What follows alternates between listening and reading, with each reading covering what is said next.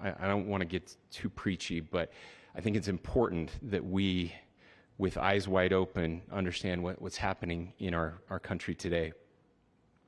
I've heard people say, well, why are we so invested in this?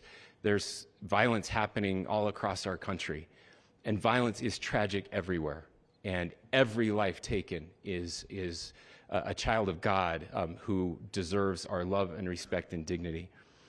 This is certainly about the tragic death, political assassination of Charlie Kirk.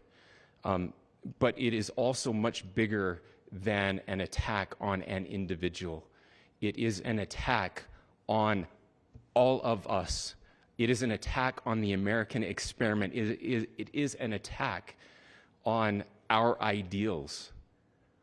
This cuts to the very foundation of who we are, of who we have been, and who we could be in better times.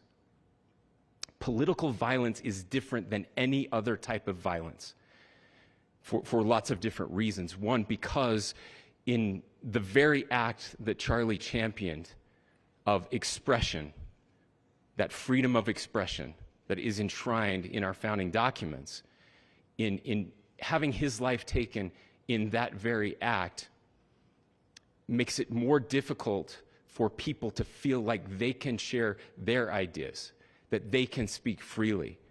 We will never be able to solve all the other problems, including the violence problems that people are worried about, if we can't have a clash of ideas safely and securely.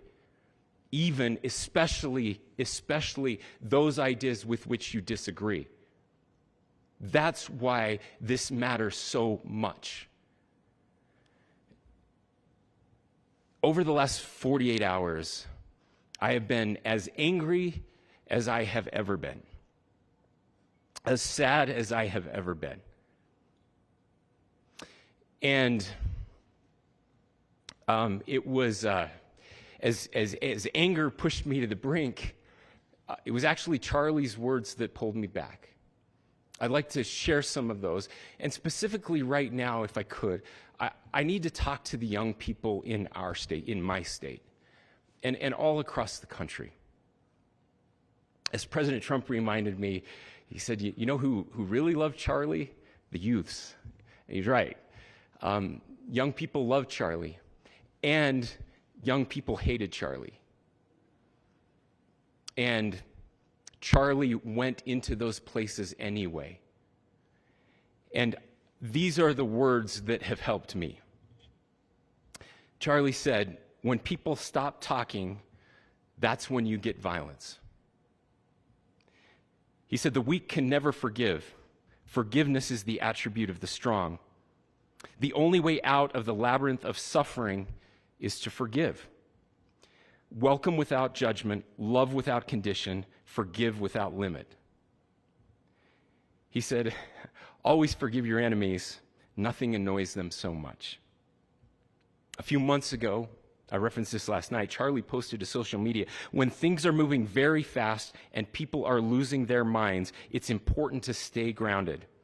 Turn off your phone, read scripture, spend time with friends, and remember, internet fury is not real life. It's going to be okay. He again said, when you stop having a human connection with someone you disagree with, it becomes a lot easier to commit violence. He said, what we as a culture have to get back to is being able to have a reasonable agreement, where violence is not an option. Now, again, to my young friends out there, you are inheriting a country where politics feels like rage. It feels like rage is the only option. But through those words, we have a reminder that we can choose a different path. Your generation has an opportunity to build a culture that is very different than what we are suffering through right now. Not by pretending differences don't matter, but by embracing our differences and having those hard conversations. I think we need more moral clarity right now. I hear all the time that words are violence. Words are not violence. Violence is violence. And there is one person responsible for what happened here. And that person is now in custody and will be charged soon and will be held accountable. And yet, all of us have an opportunity right now to do something different. I want to thank my fellow Utahns. This bad stuff happens. For 33 hours, I was praying that if this had to happen here, that it wouldn't be one of us. That somebody drove from another state, somebody came from another country. Sadly, that prayer was not answered the way I had hoped for, just because I thought it would make it easier on us if we could just say, hey, we don't do that here. And indeed, Utah is a special place. We lead the nation in charitable giving. We lead the nation in service every year. But it did happen here. And it was one of us. But I want you to look at how Utahns reacted the last 2 nights. There was no rioting. There was no looting. There were no cars set on fire. There was no violence. There were vigils and prayers and people coming together to share the humanity. And that, ladies and gentlemen, I believe is the answer to this. We can return violence with violence. We can return hate with hate.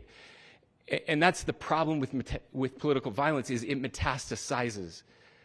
Because we can always point the finger at the other side.